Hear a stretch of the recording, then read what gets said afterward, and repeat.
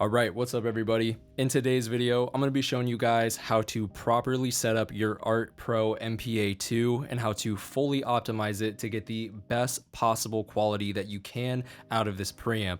I'm going to show you guys how to use this preamp with any microphone that you may have, any mic from the Shure SM7B all the way up to the Neumann TLM 103. Any microphone that you have, this will work. So with that being said, let's go ahead and jump straight into the video. So the reason why I am making this video to begin with is I noticed that there was a lot of videos demoing this preamp, but there was no videos of people showing you how to properly set this preamp up.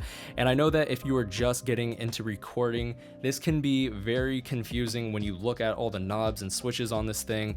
And I want to make it very clear to everybody who plans to use this preamp how to set it up correctly so that you can get the best possible results using this preamp. So before I talk about the settings that I am using on this preamp, I want to real fast just refer to the manual that comes included with the preamp. They actually make it very clear in the manual how to properly set this thing up. So I'm going to read from the manual and then I will break down essentially what they are talking about in the manual so that we can have a clear understanding of how to set this thing up. So if you flip to the back of the manual, there is a section that is titled the operating instructions. Now, this is how the manufacturer intended for you to use the preamp, and I would always recommend that whenever you are setting up your preamp or any gear that you're using in your studio, follow what the manufacturer tells you to do. So we're gonna read some of the instructions that the manufacturer gives us to properly set up the MPA2, and then I'll break down essentially what these mean out of the manual. So it starts by telling us to turn down the input gain completely all the way counterclockwise and then center the master output level. So what you're going to do, you're going to see where it says the gain and then your master output level on the MPA2. Where it says gain, completely turn it counterclockwise so that it is on 0. And then for your master output level, you're gonna try to center that. After you have that all set up, now we'll move along to the next step. Now, depending on what microphone you're using, you may need to use the 20 decibel gain switch.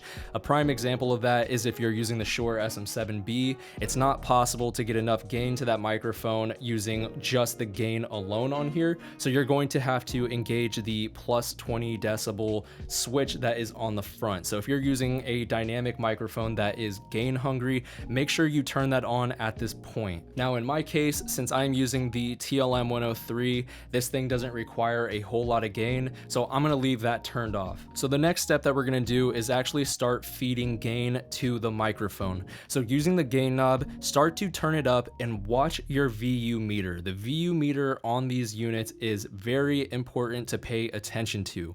You want to make sure that when you are speaking into the microphone from whatever distance that you're at, your needle on the VU meter is right around 10 to 7. Usually what I aim for is that it's right in the middle. So for example, when I'm reading this manual, it should stay right in the middle of 10 and 7. Now it can bounce over 7 every now and then, and that'll happen at, points in your recording where you might be a little bit louder, and that's totally fine, but you want to aim for that general area of 10 to 7. So using the gain knob and the master output level in the center, use the gain knob and turn that up until your needle starts to bounce right around 10 to 7 on the VU meter.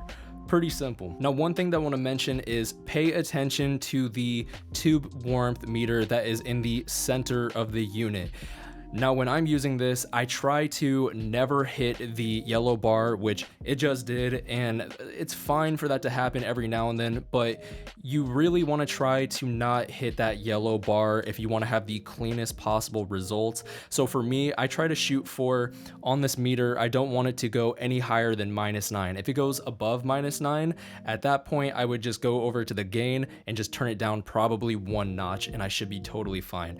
But you want to try to aim for right around -9 is where it peaks at. So on average, you're probably going to be on the meter around -15 to -12, and that is the sweet spot. That is exactly where you want to be in terms of the tube warmth. So once you have that all set up and you're right around -15 to -12 on the tube warmth, if you're looking at the VU meter and you're still not at 10 to 7, At that point, you would want to use the master output level. Say you were way above 10 to 7, like for example me.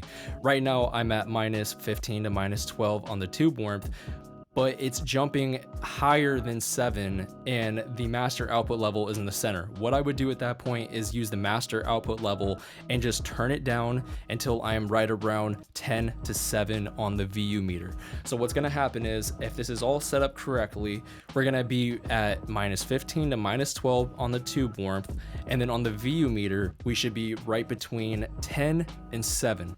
Very simple. That is how you set this thing up correctly. That is for the best possible recordings that you can get out of this unit. That is how you should set it up every single time. Now, I know some of you guys are probably going to ask me about the impedance switch. For me, I never go past 600. I usually just leave it right in the middle at neutral, I guess you could call it. 600 seems to be fine, at least for this microphone that I'm using, so I don't have any issues with that. However, you might want to play around with that. So maybe do a couple takes where you turn the impedance up and you turn the impedance down. If you just want to set it and forget it, I would say leave it right in the middle at 600 and you'll be totally fine. Now, one more thing I want to mention is the plate voltage. If we refer back to the manual, it basically says that if you want the cleanest possible recordings for your vocals, leave that turned on. So that switch should be blue when it's turned on. And if you're recording anything other than vocals, like instruments, for example, leave it turned off. It basically, the differences are going to be when it's engaged, it sounds much cleaner, and if it's turned off, it has a more saturated tube-like sound. So I mean, that's something you might want to play around with. It might sound fine when you have it turned off for vocals. That's really up for you to decide. But I prefer the way that it sounds with it turned on, so I'm gonna leave that turned on when I am recording vocals. And that is pretty much about it. That is how you set up the Art Pro MPA 2. It is very, very simple. So some of the key things you want to remember: just try to aim for minus 15 to minus 12, peaking no higher than minus 9 on the tube warmth meter, which is in the center of the unit.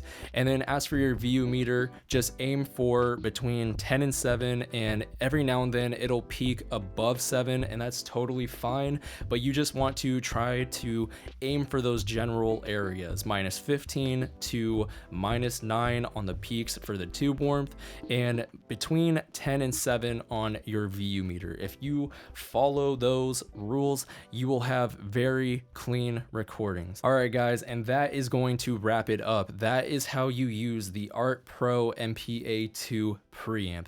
This thing sounds amazing for what it costs. Again, this is something that is $350, and oftentimes you can find these preamps for below $300 when you buy them used. So that is something to look into if you are looking for a new preamp. This thing is amazing. I love the way that this thing sounds, to the point where I actually don't use my Avalon 737 anymore.